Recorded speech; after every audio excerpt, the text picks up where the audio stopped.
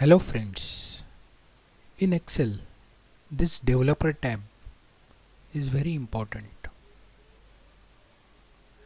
because in this tab there is the facility of recording macro and all other activities of macro. So today we are going to learn how to get this developer tab in Excel. Okay, so just go to File, go to Options, click on Customize Ribbon. Now you can see that this developer tab is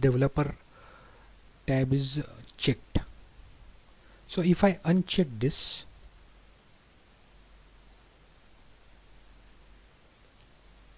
we can see that developer tab is disappeared now. So to get that back, again I will go to File, Options,